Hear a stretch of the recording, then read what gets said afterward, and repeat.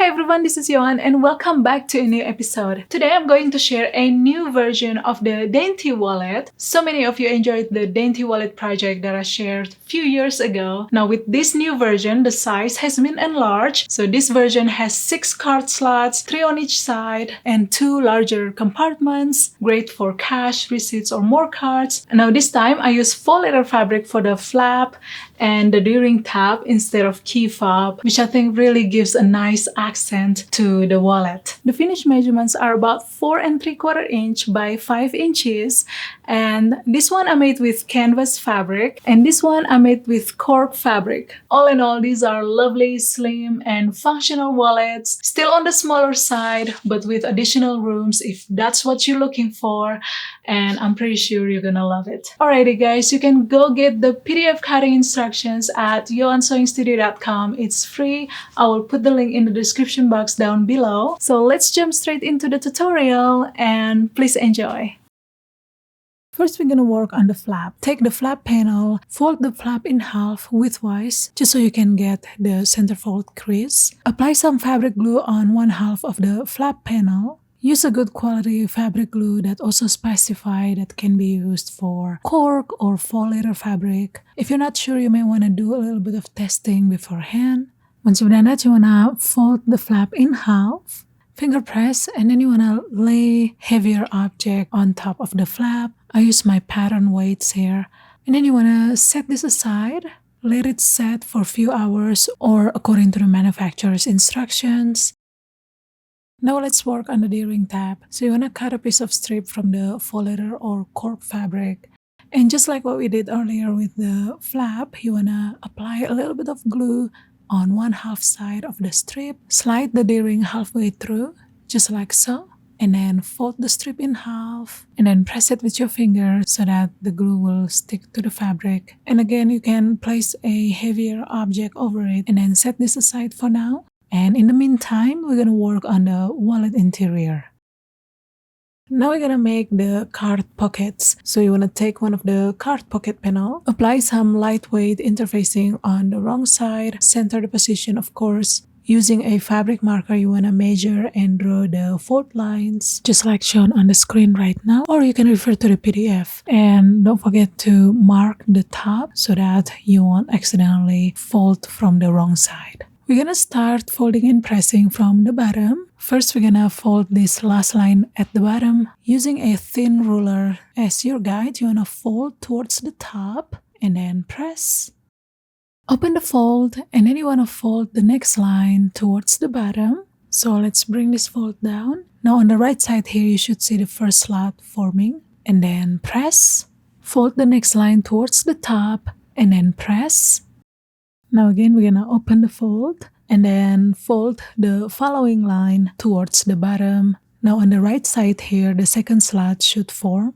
Press this real good. Fold the next line towards the top and then press. Open the fold and then fold the last line towards the bottom. And on the right side, the third slot should form. Now let's press this real good and then flip this to the right side. And again, you want to give this a good pressing. As you can see, there are 3 card slots here. Top stitch along the edges of each slot and make sure that you only stitch along the edges of the fold. All the fabrics underneath should be out of the way. Once you've done that, base stitch along the side edges with about 1/4 inch seam allowance to hold on to the pleats. From the bottom edge of the pocket panel, you want to measure 6 inches and then trim off any excess fabric along the top edge. Now repeat to make the second card pocket panel exactly the same way. And we're gonna call the pocket panel on the left as pocket 1 and the pocket panel on the right as pocket 2. Next, we're gonna attach the side panel. So you wanna sew one side panel to the left side of pocket 1 and the remaining side panel to the right side of the pocket 2. So I'm going to start with the pocket 1, lay the side panel and the pocket panel right sides together and then stitch with 3/8 inch seam allowance. Trim the seam allowances down to 1/4 inch. Once you've done that, you want to press the seams towards the side panel and then top stitch. Stitch the remaining side panel to the pocket 2. Next, we're gonna sew the pocket lining. Lay the pocket lining and the pocket panel with the wrong sides facing each other Pin to secure them, and then base stitch all around with about 1/8 of an inch seam allowance. Repeat to sew the remaining pocket lining to the remaining pocket. Next, we're gonna bind the right edges of pocket 1 and the left edges of pocket 2. So take your binding panel. I'm gonna first bind the pocket 1. So lay the binding on the right side of pocket 1 with the right side facing down, and then stitch with 3/8 of an inch seam allowance. Once you've done that, trim the seam allowances down to 1/4 of an inch. Press the seams towards the binding. Now flip to the wrong side, and then you wanna fold the binding towards the wrong side about 3/8 of an inch, just like shown here, and then press. Now you wanna fold all the way in towards the wrong side so that the binding will be hugging the raw edges, and then press. And once you've done that, you wanna stitch in the ditch to hold the binding in place. So basically you want to stitch right on the seam line there so that the seams will be somewhat invisible. So this stitching should also catch the binding on the wrong side, and this is how it should look like once you're done. Now you want to repeat to bind the remaining pocket panel with the remaining binding panel. Now let's prepare the wallet interior panel. Now if you use canvas or denim for the wallet exterior, you want to make sure to apply some stabilizer on the wrong side of the wallet interior.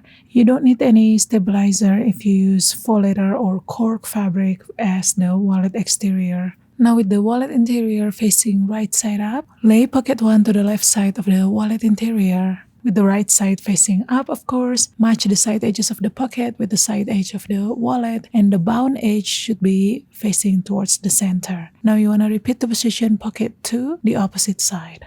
Pin to secure the pockets, and then base stitch all along the edges to hold them in place. Next, we're going to work on the wallet exterior. So let's prepare the exterior panel. We're gonna first work on the attaching the flap. So here I've got my flap. It's already nice and set with the glue. So let's stitch all along the edges. About 2 millimeters or scant 1/8 of an inch or so from the edge. When using cork or faux leather fabric, you don't need to back stitch, especially when you do top stitching, but make sure to leave long enough thread tails so that you can tie the knots on the wrong side. Once you've done that, from the wrong side, you wanna pull the thread and make a knot to secure them, and then trim them off. So this side with the folded edge of the flap will be the front side of the flap where we're gonna install the button, and this side with the raw edges will be the back side of the flap. From the left side of the wallet exterior, you want to measure 1.5 inch and then put a little mark right on the center. So if your fabric has directional print, make sure that this is the top of the panel.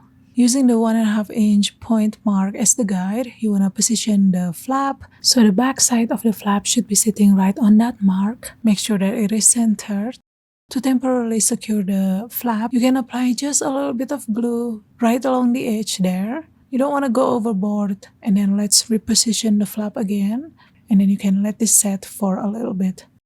From the back edge of the flap, you want to measure 1/2 inch and then draw a straight line with a disappearing fabric marker.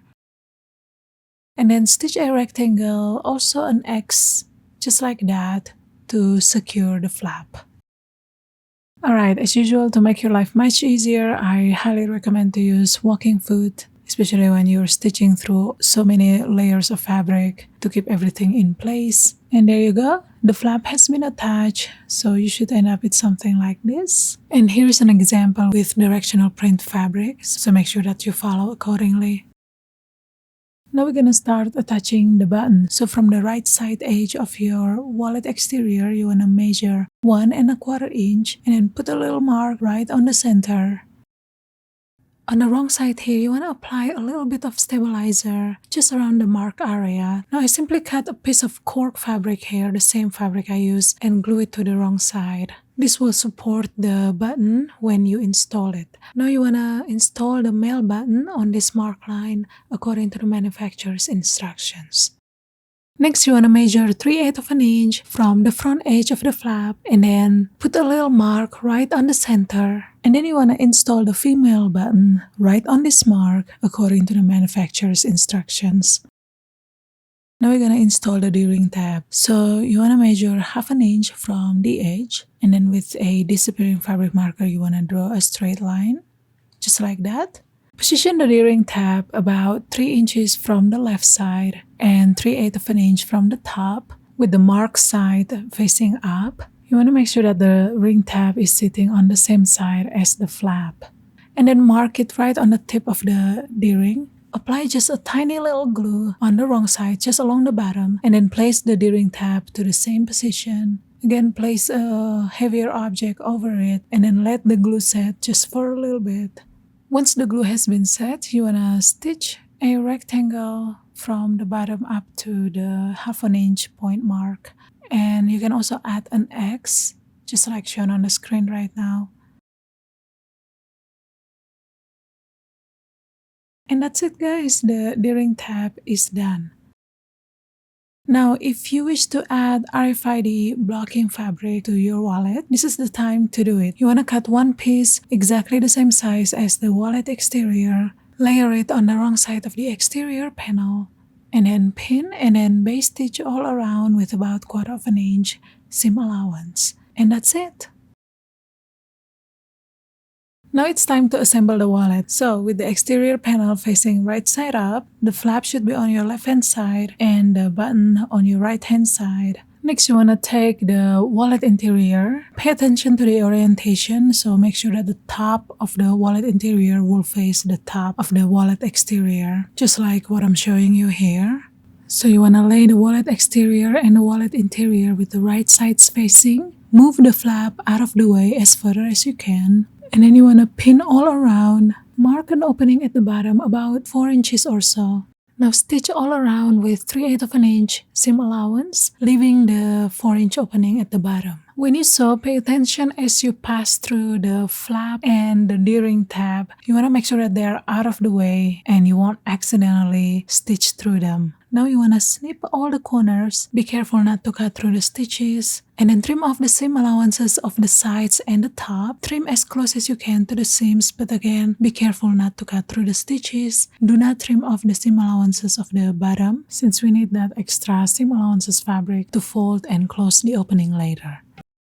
Now let's turn the wallet right side out through the opening hole. Poke all the corners. You can use a point turner or chopstick or knitting needle.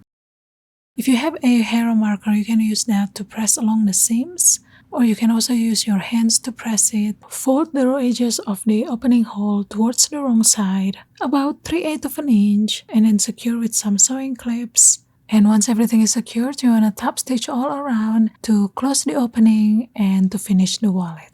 So I top stitch my wallet with scant 1/4 of an inch seam allowance, so it's about 4 millimeters or so. And again, I highly recommend to use walking foot. My stitch length is 3 millimeters, and with the cork version, I use jean sized needle and heavy duty thread to make a nice looking top stitching. And when you pass the flap or the D-ring tab, of course, you want to make sure to get them out of the way. And that's pretty much it, guys. The wallet is done. So thank you so much for watching, and I shall see you next time. Goodbye.